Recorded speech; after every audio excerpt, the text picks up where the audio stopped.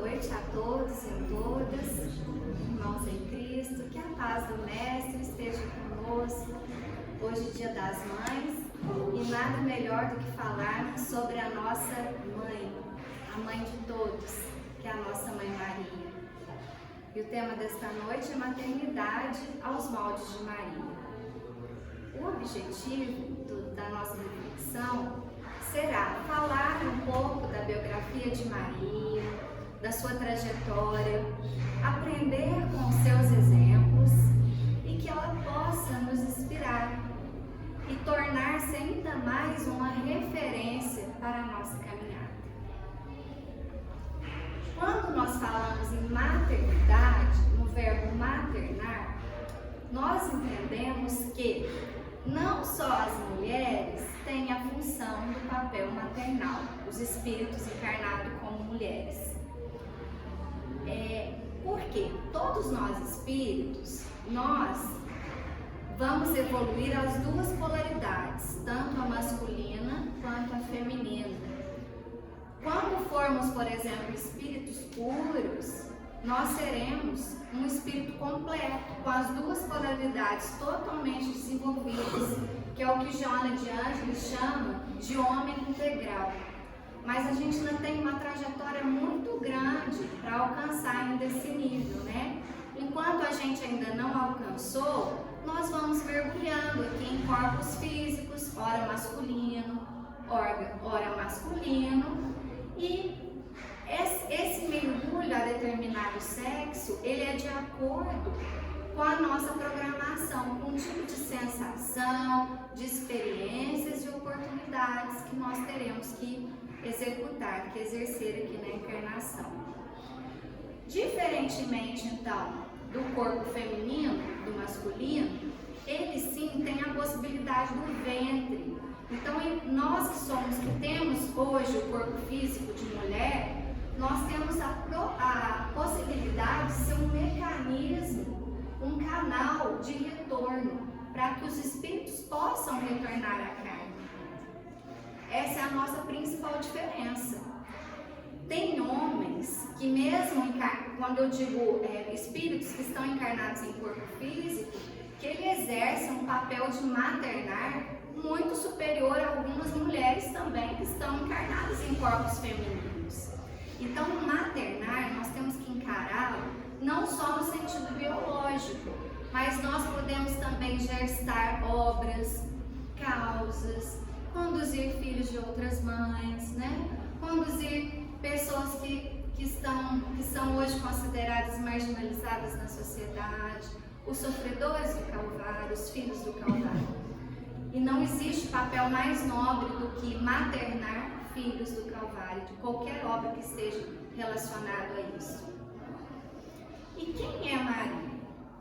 Para a gente falar um pouco sobre a biografia da nossa mãezinha maior, eu utilizei essa obra aqui, de Chico Xavier, do espírito Humberto Campos, chamado Boa Nova.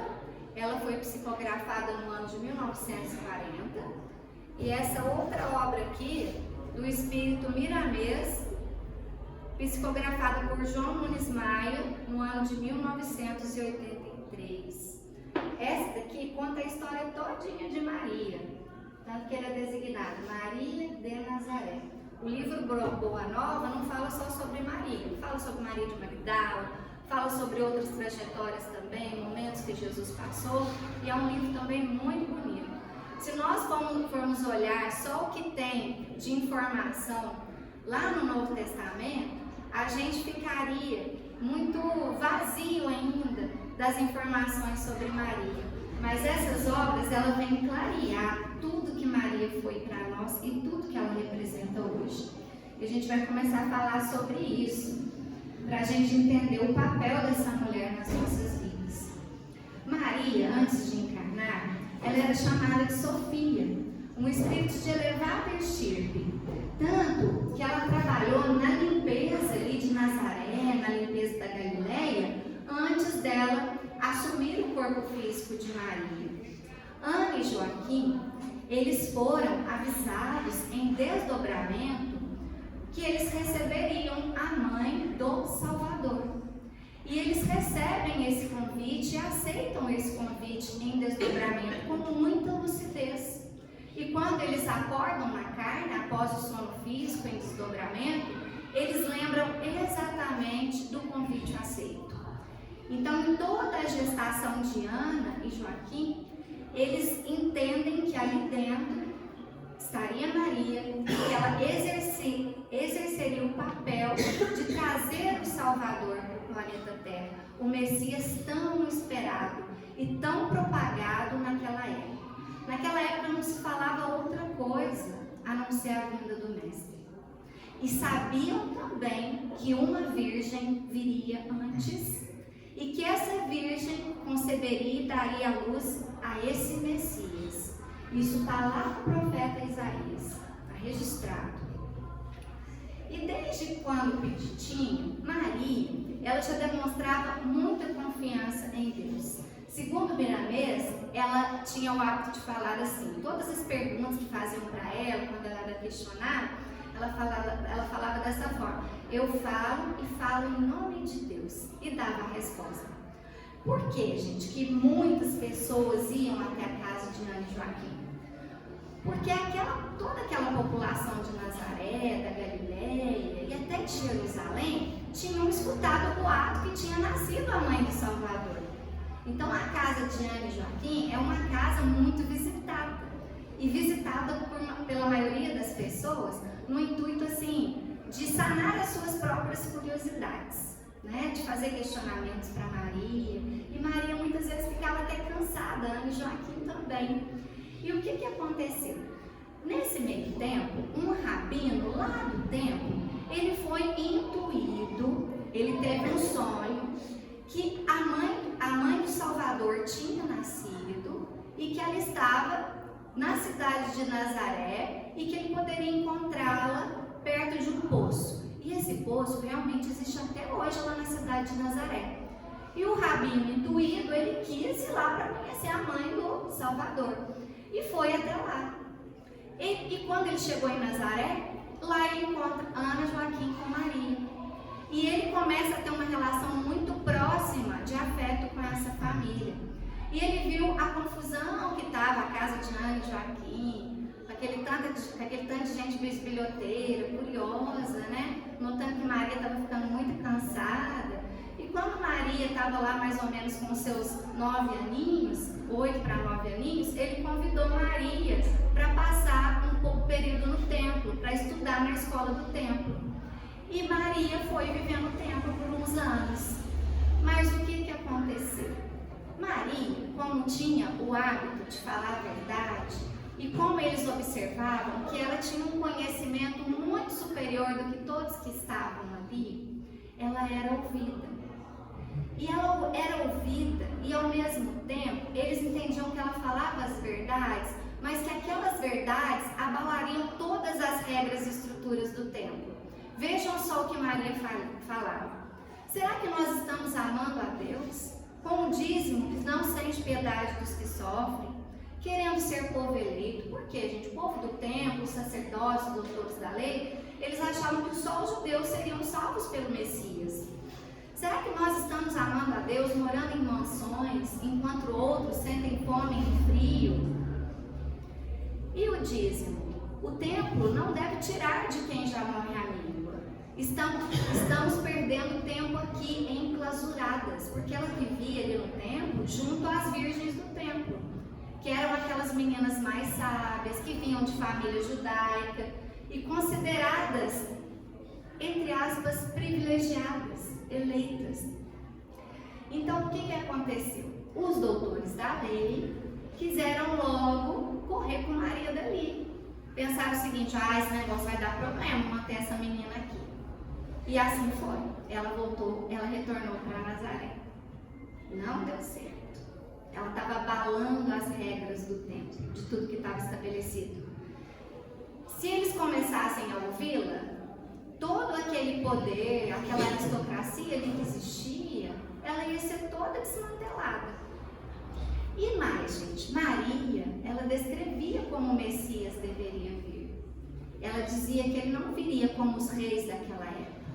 Ele viria como uma pessoa simples, que sabia amar, e que ele seria expulso como os profetas foram. No entanto, suas lições permaneceriam para sempre. Como os sacerdotes viam na jovem algo que poderia modificar essas estruturas, então ela retorna a Jerusalém. E quando ela retorna, ela é acolhida pela fraternidade dos essênios. Mas o que eram esses essênios? Esses essênios eram um grupo de pessoas que se uniam em fraternidade por toda Jerusalém, e eles eram pessoas que pregavam o amor. As ideias deles batiam muito com os sentimentos da família de Maria. Por isso que eles desenvolveram ali uma relação também de cumplicidade, de afeto muito grande. Então, a família de Maria, ela conseguiu muito apoio dos essênios durante muitos anos. E o que aconteceu, gente? Como a fama de Maria, ela ainda continuava muito grande, mesmo ela vivendo em Nazaré, os doutores da lei resolveram arrumar um marido para Maria. Por que eles pensavam? Se o profeta Isaías disse que o Messias nascerá de uma virgem, se a gente arrumar um marido para Maria, a gente resolve esse problema. Porque aí o bebê dela vai nascer de José. Vai ser de José, vai ter um pai. O bebê não vai nascer divinamente do Espírito Santo. Maria aceitou o marido. José aceitou. Ela, com muita resignação e confiando em Deus, mesmo sabendo dessa profecia de Isaías, ela aceitou, porque ela dizia que a vida dela estava entregue nas mãos de Deus. E mesmo ela prometida, aconteceu os fenômenos da anunciação.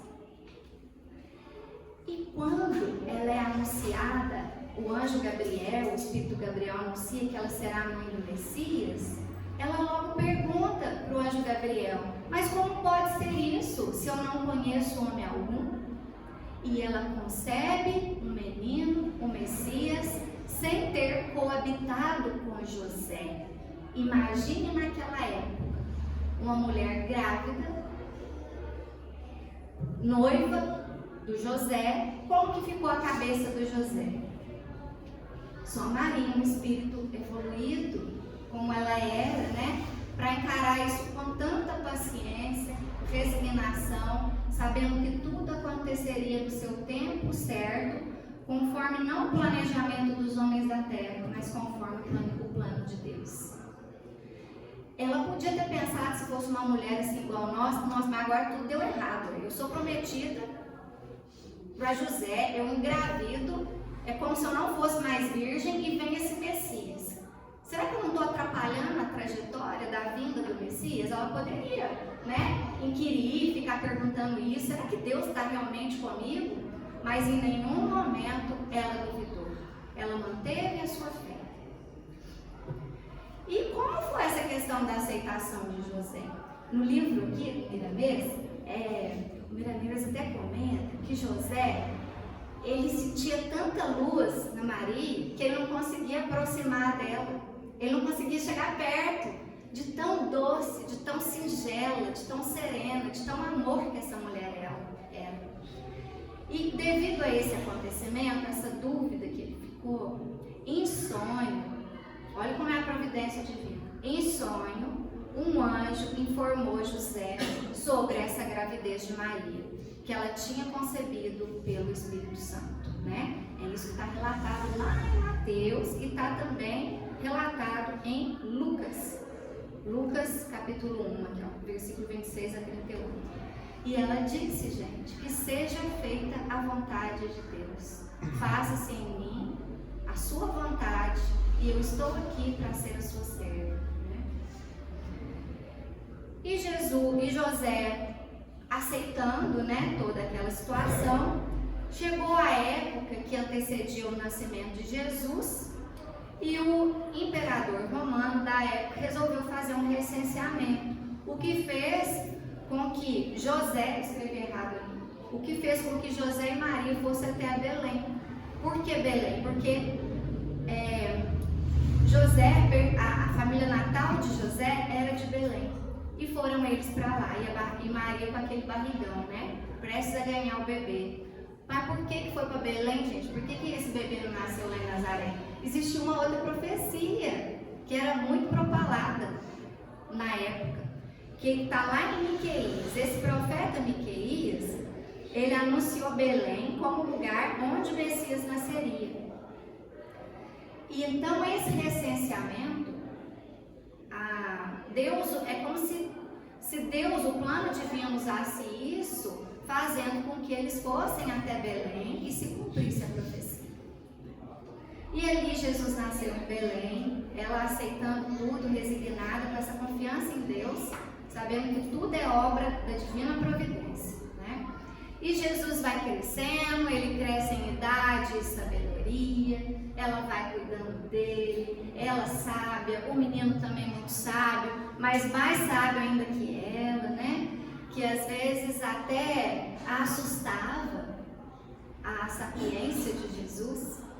E ele era um menino diferenciado, diferente dos outros meninos. Por quê? O que Jesus fazia? Desde pititinho, ele levava os ladrões para dentro da casa de Maria, ele acolhia os leprosos. Vocês imaginem acolher impuros? Como que um Messias acolhe impuros? Então alguns, gente, encaravam Jesus como Messias, desde quando Jesus estava pequenininho. Outros não. E da mesma forma que a casa de Ana e Joaquim era badalada, vamos dizer badalada por conta de Maria, a casa também de Maria e José era muito visitada. Era muita gente fazendo questionamento para Jesus. Tem até uma passagem, que é essa que eu trouxe aqui, que mostra também que Maria se preocupava com Jesus, assim como nós mães se preocupamos com os filhos. Ela, por mais que fosse um espírito evoluído, ela tinha preocupações. Como ela já tinha estudado na escola do tempo, o que ela pensou? Depois de Jesus, com 12 aninhos, ter argumentado com os doutores da lei, e essa informação ter sido propagada ali por toda a região, aquilo ali era um comentário, e as argumentações de Jesus foram fortíssimas em relação aos problemas que eram apresentados na época. Maria, junto com Elisiaque, que era o esposo da prima dela, Isabel, que participava ali das decisões do templo, ele fez um convite para que Jesus também fosse estudar na escola do templo. E o que Maria pensou? Talvez, se Jesus for para a escola do templo, ele não vai ser encarado como uma ameaça às regras estabelecidas. Mas ela já tinha passado por lá e ela já tinha sido encarada como uma ameaça. Só que ela julgou que essa era uma decisão que ela podia tomar, junto com a prima Isabel, né, e Eliasaque, e mais outras pessoas que queriam também levar Jesus para o templo e queria dar certo. Mas o que aconteceu, gente? Jesus, vendo que eles estavam lá confabulando sobre essa ida para o templo, ele aparece no dia seguinte de manhã para ela e pergunta para ela: olha, mãe, que queres tu de mim? Acaso não tenho testemunhado a minha comunhão com o Pai que está no céu? Como se estivesse em pleno conhecimento do que se passava em meu coração íntimo. A Maria falando. Ele ainda disse: mãe, toda preparação útil e generosa no mundo é preciosa. Entretanto, eu já estou com Deus. E ela disse: tenha cuidado por ti, meu filho. Reconheço que necessitas de um preparo melhor para a vida. E ele disse: eu escolherei, mãe, a escola melhor. E no mesmo dia, Jesus pede com humildade que o seu pai, José, o admita nos serviços da carpintaria. Então, Jesus próprio tomou a decisão de não ir para o templo, para a escola do templo. E quem seria Maria, né, para tomar uma outra decisão, né? E ali ele ficou na carpintaria. Pela obra, a gente percebe que logo após essa decisão de Jesus, José desencarna, que José já era bem mais velho que Maria. Tanto que a gente verifica que nos momentos da crucificação e até na literatura, a gente observa que não tem mais relatos sobre José. Relatos de quem que tem depois dessa passagem aqui que nós acabamos de ver? de Maria e Jesus nesse livro aqui, ó, na obra de Milanês. O que aconteceu com Jesus logo após, gente? Que José desencarnou. O livro, ele nos mostra que Jesus passou a viver também com os essênios, com a fraternidade essênica, que já era próxima da família. Então ele viveu um tempo lá e ele vivia também como um andarilho de Deus, porque ele passava pelas fraternidades do essênicas, pregando o amor, só que de uma forma assim mais escondidinha. Tanto que os doutores da lei, o pessoal lá do templo, achavam que Jesus tinha desaparecido. Só que após 30 anos, ele volta com tudo. Ele volta com as suas pregações, que são todas as pregações que estão relatadas lá no Novo Testamento, pelos evangelistas. E quando Jesus vive com os essênios, ele passa a se distanciar de Maria, e nós como mães também passamos isso com os filhos, né? Quando eles adquirem já uma certa independência, a gente observa que Maria não ficou em casa de braços cruzados, sem fazer nada, não. Choramingando, né? Cultivando tristeza, de forma alguma. Ela foi fazer as obras de caridade, ela foi pregar o amor. E o que ela fez? Ela começou a acolher todos os leprosos do Vale das Flores. Ela morava até um período lá, um período em Nazaré, ficava cá e lá. Então ela vivia nessa comunidade dos Vales das Flores, e a gente observa que, mediante as pregações de Jesus, ele ia e vinha e encontrava com Maria em Nazaré. E muitas das pregações Maria também estava presente. Então ela participou ativamente da vida do filho, principalmente durante os momentos, a gente vê os relatos, o momento da flagelação e crucificação. Nos momentos mais dolorosos de Jesus, mais difíceis, sempre Maria esteve presente. E essa maternidade de Maria, gente, ela realmente, ela comove nós espíritos, né? Tanto homens ou mulheres, né? Mediante a crucificação, ela estava com um pensamento realmente assim, que a gente nota, muito ansioso e torturado. E a gente não vê isso desde quando Maria era pequena, na sua juventude, em todos os momentos. A gente vê relato que ela estava torturada mesmo por dentro, foi no momento da flagelação e da crucificação. Tanto que aqui no livro Boa Nova eu trouxe aqui para vocês o trecho de como ela se sentia, ó, com um pensamento ansioso e torturado, olhos fixos no madeiro. Ali estava, na hora extrema, o filho bem-amado. Maria revia a manjedoura. Por meio do véu espesso das lágrimas, ela repassou uma por uma as cenas da infância do filho. Nas menores coisas, ela sempre reconhecia a intervenção da providência celestial. Entretanto, naquela hora, seu pensamento vagava também pelo vasto mar das mais aflitivas interrogações. Que fizera Jesus por merecer tão amargas penas? Aí ela lembrava de tantos sofredores que ele foi acolhendo desde pequenininho, que profundos desígnios haviam conduzido seu filho adorado à cruz do suplício. E uma voz amiga lhe falava ao espírito, dizendo das determinações insondáveis e justas de Deus. Seu coração rebentava em lágrimas. Contudo, no santuário da consciência, ela repetia a sua afirmação de sincera humildade: faça-se na escrava a vontade do Senhor.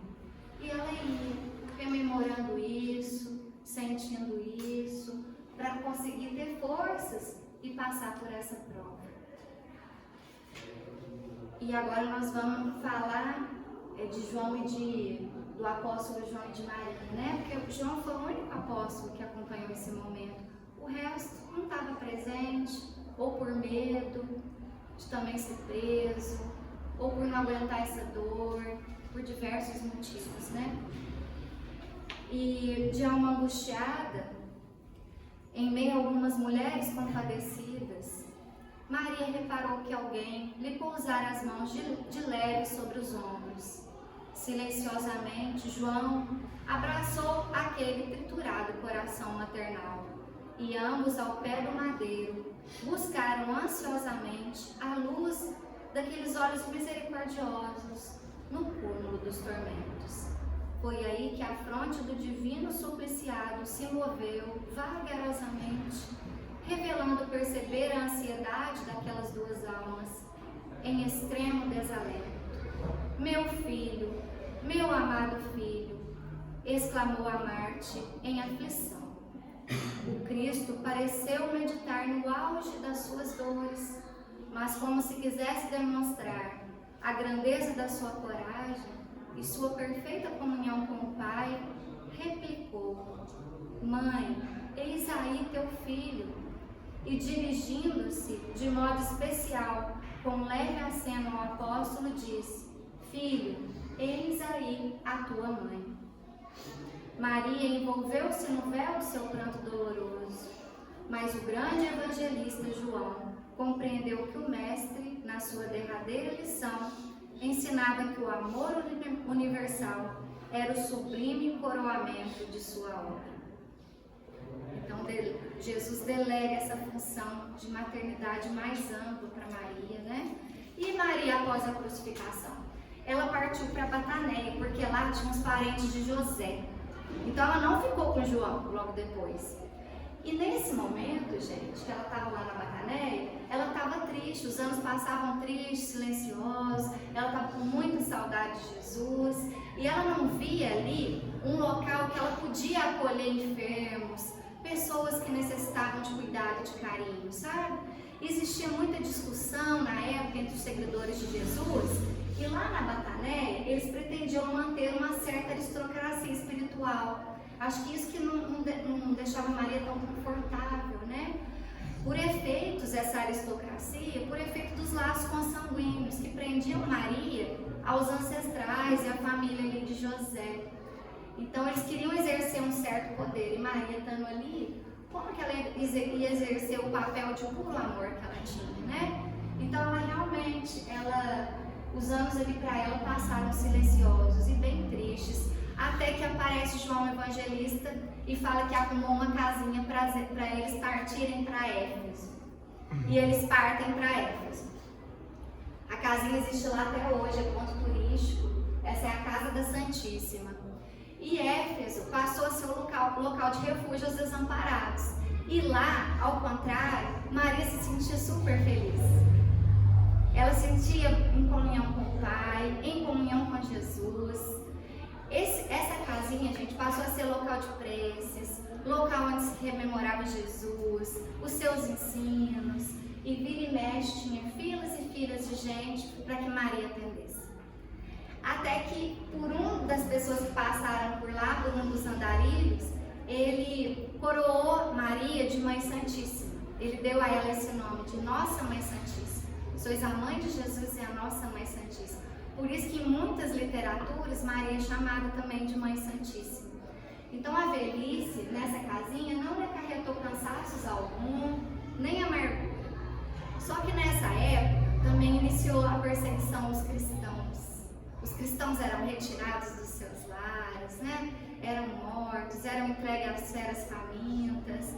Então todos os seguidores do Cristo passaram, era uma época de muitos flagelos, né? Dos seguidores do Cristo. E Maria sempre orando para todos os seguidores do Cristo, até que acontece o seguinte, gente. Vou falar sobre o desencarne dela. Quando seu corpinho físico já não aguentava mais ficar ali, numa certa noite, ela entrega-se às orações dela, como de costume, pedindo a Deus por todos aqueles que se encontrassem em angústias do coração por amor ao seu filho. Não se sentia só, de forma alguma. Uma como força singular lhe banhava toda a alma. De repente, Maria viu aproximar-se o vulto de um pedinte. Minha mãe, exclamou o recém-chegado, como tantos outros que recorriam ao seu carinho, venho fazer-te companhia e receber a tua bênção.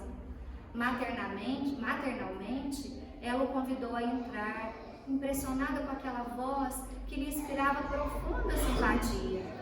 O peregrino lhe falou do céu, confortando-a, comentou as bem-aventuranças divinas, que aguardam a todos os devotados e sinceros filhos de Deus, dando a entender que lhe compreendia as mais ternas saudades do coração.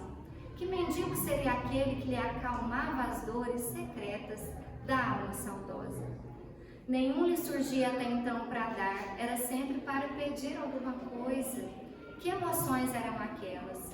Foi quando o hóspede anônimo lhe estendeu as mãos generosas e lhe falou, com profundo acento de amor: minha mãe, venha aos meus braços. Neste instante, fitou as mãos, viu nelas 2 chagas, como as que seu filho revelava na cruz, e instintivamente, dirigindo o olhar ansioso para os pés do peregrino amigo, divisou também aí as úlceras causadas pelos cravos do suplício. Meu filho, as úlceras que te fizeram. Não conseguiu dominar o seu intenso júbilo. Num ímpeto de amor, fez um movimento para se ajoelhar. Queria abraçar-se aos pés do seu Jesus e osculá-los com ternura. Ele, porém, levantando-a, cercado de um halo azul celeste, se lhe ajoelhou aos pés e, beijando-lhe as mãos, disse em carinhoso transporte: sim, minha mãe, sou eu. Venho buscar-te, pois meu Pai quer que sejas no meu reino a rainha dos anjos. Lindo, né, gente? E antes de ascender, olha o espírito puro que Maria era, né? Hoje mesmo a gente estava estudando sobre o espírito puro. A felicidade deles está simplesmente em fazer o bem. Simplesmente isso. E ela, antes de ascender, o que ela faz? Ela, em espírito, certa do espírito imortal que ela era, né? Ela tinha muita certeza, né? Ela ascende e resolve visitar toda aquela região da Galileia, rememora todas as passagens dela com Jesus, com José, todos os acontecimentos dali, e lembra dos cristãos presos no cárcere. E em pensamento, o espírito dela vai até lá. Maria vai até o cárcere. Um cárcere imenso, onde tinha muitos cristãos presos que já seriam mortos. E ela, em prece, ela ora profundamente para que Deus propiciasse algum alívio para eles. E de uma forma assim, muito inesperada, por todos aqueles que estavam ali, eles começam a sentir um consolo inexplicável. E ela, não satisfeita só daquele consolo mais superficial, ela queria mais. Ela roga de novo a Deus que propiciasse talvez a liberdade, a abertura daquelas portas, daquelas grades, ou algo que surtisse assim, um maior efeito, né? E de repente ela é intuída a chegar perto de uma cristã e dizer para a cristã que estava ali aos prantos: canta, minha filha, canta. E essa cristã, ela é tomada de uma alegria, de uma força, de uma esperança, que ela também não sabe de onde sai, que está aqui relatado nesse livro. Ela começa a cantar e todos se rejubilam com aquela canção de força, de esperança, que o reino de Deus os aguarda, que a alma é imortal, gente. E todos começam a cantar junto dela, sentindo consolados. E no dia do suplício, eles passam por aquela provação de uma forma assim, muito serena, sabendo que eles seriam destruídos só os corpos, que eles alcançariam também o reino de Deus, seguindo Jesus. E depois disso, ela acende. E depois que ela acende, que notícia a gente tem dela? Que ela ajuda o Cristo na governança planetária, isso a gente sabe. Ela resgatou Judas. A gente sabe que Jesus, depois da crucificação, ele vai lá ter uma conversa com Judas, né? Só que Jesus ainda está imerso aí na culpa por anos e anos. E depois ela vai ao umbral, às zonas sombrias. Ela resgata ele no sentido de preparar ele para a volta dele à carne, para dar esperança para ele. Tem um poema de Maria Dolores lindíssimo. Eu vou pedir até licença, isso depois da oração, enquanto tiver um momento de espaço, eu vou até cantar ele aqui, esse poema. A gente sabe também que existe o Hospital de Maria de Nazaré, no plano espiritual, que é governado por Maria, e lá constitui a sede da Legião dos Servos de Maria. que são aqueles servos que fazem todo o socorro aos espíritos suicidas da Terra. Isso está retratado nas Memórias de um Suicida. E o Chico recebeu em 1984, do Espírito Emmanuel, o retrato falado de Maria, produzido pelo fotógrafo Vicente Ávila. Vejam só como era a imagem dela. Pura ternura, né? Uma doçura só. Então nós chegamos às seguintes conclusões. É um exemplo, Maria é um exemplo de fé e de entrega à vontade de Deus, que todos nós, espíritos, devemos nos esmerar, né? Saber que tudo tem um tempo, que tudo tem um porquê, que por mais que as coisas aos nossos olhos estejam sendo assim, só catástrofe, existe um objetivo maior naquilo. E às vezes a catástrofe está ocorrendo agora, mas quando a gente menos espera, a gente chega à bênção. E a gente começa a entender que precisava daquela catástrofe.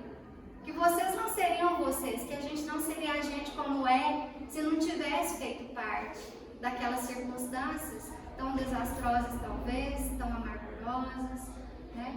E ela traz também, gente, essa certeza para nós que a gente tem que esperar a hora certa de tudo, com muita paciência. Tanto que para todo cristão que chegava lá na casinha dela em Éfeso, ela dizia assim, ó, meu filho, tudo passa. Só a confiança em Deus não passa. E isso você pode ter. O resto tudo passa. Só Deus basta. E ela levava consolo dessa forma, reduzindo as nossas ansiedades, né? Que às vezes a gente quer controlar as coisas, a gente quer prever o nosso destino, controlar o que vai acontecer, programar. A gente faz a nossa parte, mas o programa da nossa vida, ele é divino. E Maria vem nos mostrar isso. Isso não aconteceu só para ela. Isso acontece para cada um de nós, só que nós não temos olhos de ver. Nós somos todos criaturas extremamente amadas. Não é porque nós somos espíritos impuros que nós não somos amados. E ela mostra também o poder da prece e do esforço pessoal em exercer o amor. Às vezes a gente exerce o amor em meio a toda a dificuldade da vida. Mas lá na frente a gente tem essa esperança e essa certeza que as flores chegarão. Que era a esperança que os cristãos tinham naquela época. Que o reino de Deus era para quem fazia o bem. E eles alcançaram esse reino. Então, ela move circunstâncias e situações através do poder da prece, através do saber esperar e dessa confiança em Deus. Porque com a confiança nós recebemos sim auxílios em desdobramento, intuições quando a gente acorda. No dia a dia são pessoas, são criaturas que são enviadas por Deus para nos alertar. As coisas acontecem sim, a resposta de Deus ela chega para nós. Não às vezes da forma que a gente quer, mas ela vem. Então a gente tem que pedir muito a Deus essa abertura espiritual para a gente tentar entender os desígnios de Deus para nós. E é isso, gente. Vamos agora fazer a nossa oração.